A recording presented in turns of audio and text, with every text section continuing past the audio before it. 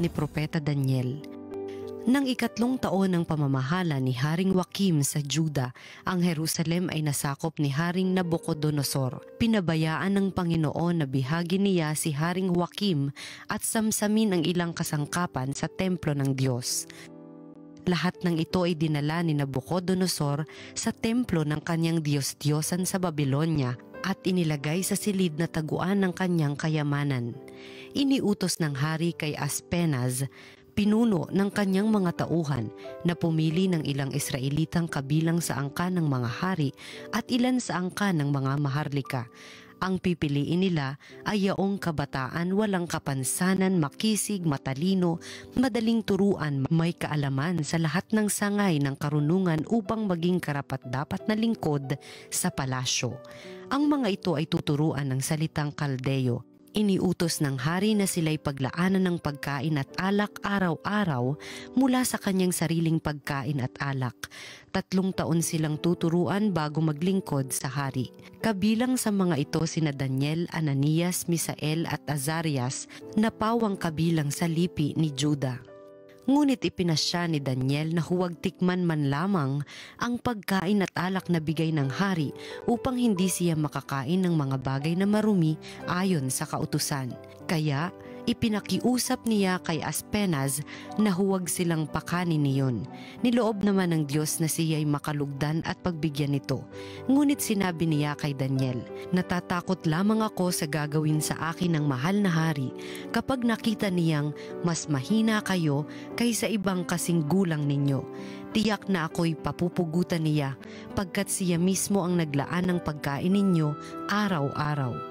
Dahil dito, lumapit si Daniel sa bantay na nangangalaga sa kanila.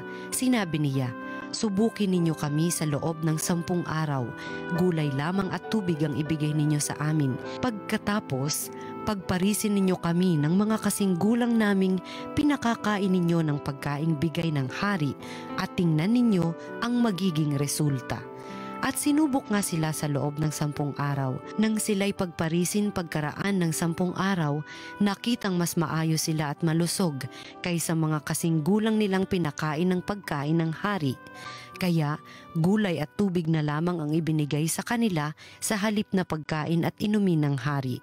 Niloob ng Diyos na silang 4 ay matuto ng lahat ng uri ng kaalaman. Bukod dito, si Daniel ay binigyan pa ng kaalaman tungkol sa pangitain at panaginip. Pagkaraan ng 3 taong itinakda ng hari sa pagsasanay sa kanila, ang lahat ng kabataang pinili ni Aspenaz ay iniharap niya kay Haring Nabucodonosor. Isa-isa silang kinausap ng hari. Ngunit nakita niyang nakahihigit sina Daniel, Ananias, Misael at Azarias. Kaya sila ang napili ng hari upang maglingkod sa palasyo. Sa lahat ng bagay na isang guni sa kanila, nakita ng hari na higit ang kaalaman nila kaysa mga salamangkero at engkantador ng kaharian. Ang salita ng Diyos. Purihin at ipagdangal ang Diyos magpakailanman. Pinupuri ka namin, Panginoon, Diyos ng aming mga ninuno. Karapat-dapat kang ipagdangal at dakilain magpakailanman. Purihin ang iyong banal at maluwalhating pangalan. Nararapat purihin at ipagdangal magpakailanman. Purihin at ipagdangal ang Diyos magpakailanman. Purihin ka sa iyong banal at marangal na tahanan. Lubhang karapat-dapat kang awitan at dakilain magpakailanman. Purihin at ipagdangal ang Diyos magpakailanman. Purihin ka na nakaluklok sa maringal mong trono. Karapat-dapat kang awitan at dakilain magpakailanman.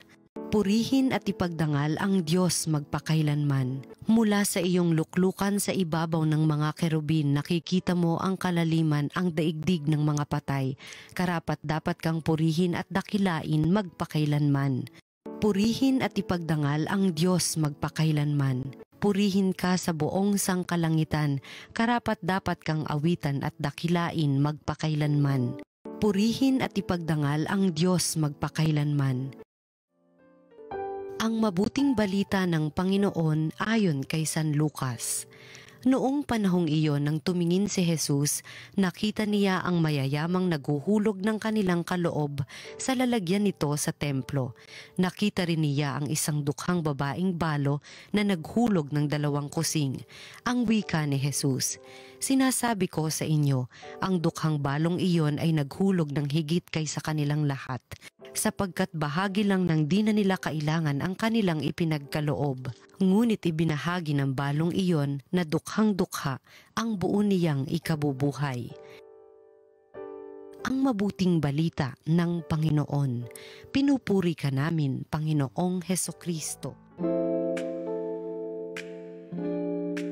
Magandang araw mga kaparokya. Bagong linggo na naman at simulan natin ito sa pagninilay sa salita ng Diyos, salita ng buhay. Kasama po ko, Father Kevin Crisostomo.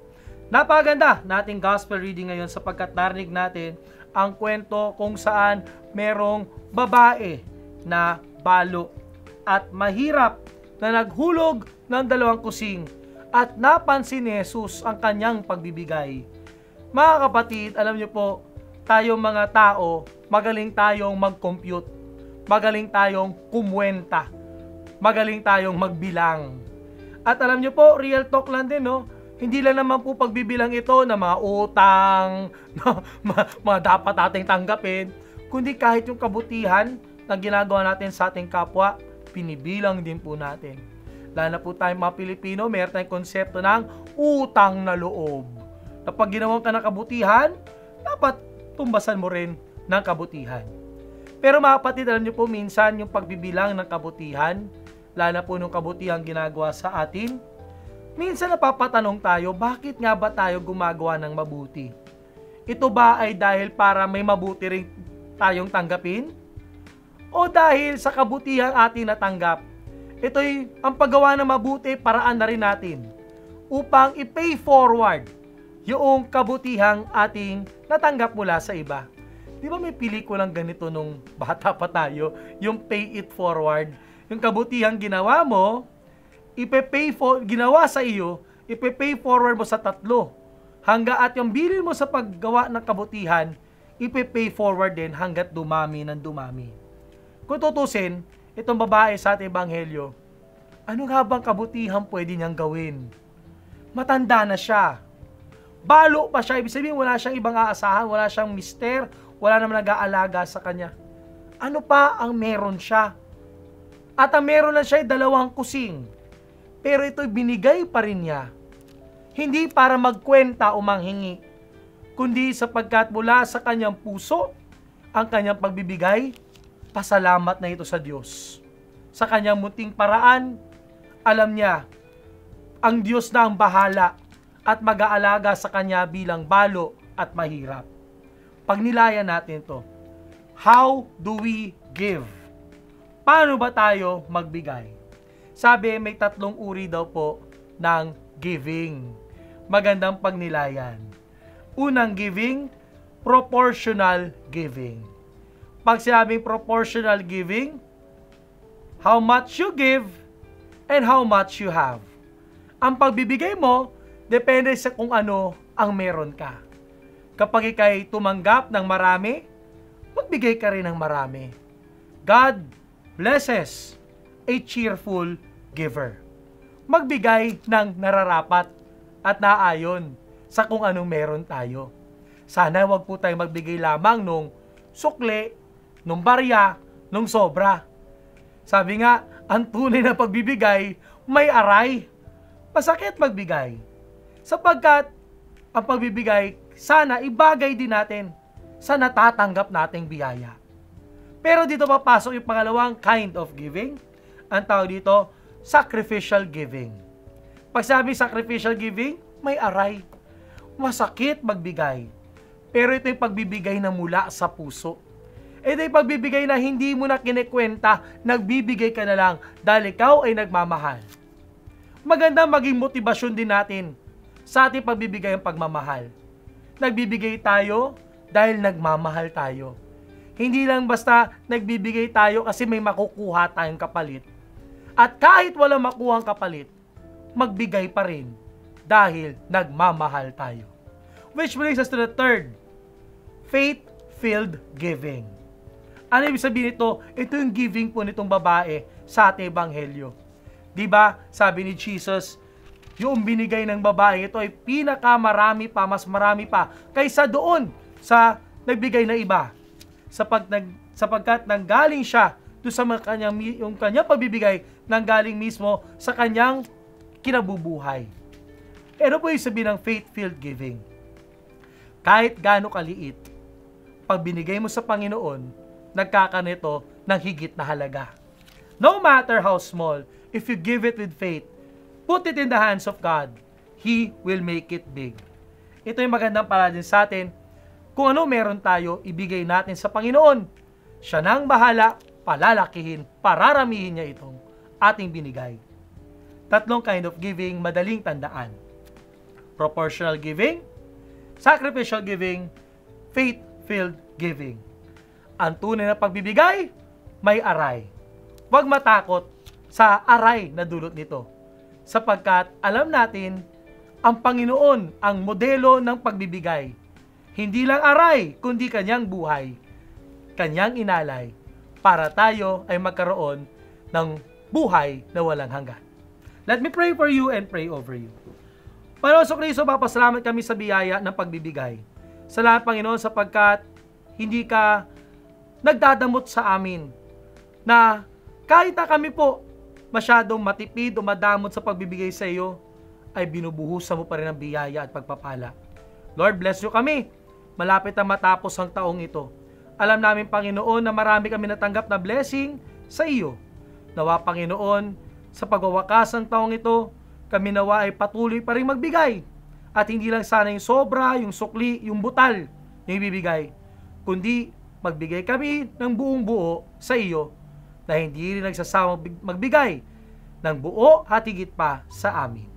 Hindi na ito sa ni Kristo kasama ng Espiritu Santo magpasawalang hanggan. Amen. Maraming salamat po sa ating pagninilay, salita ng Diyos, salita ng buhay. Malapit na namang magpasko at nananawagan po tayo sa inyo mga kaparokya natin. Ito ay magandang panahon din na magbigay.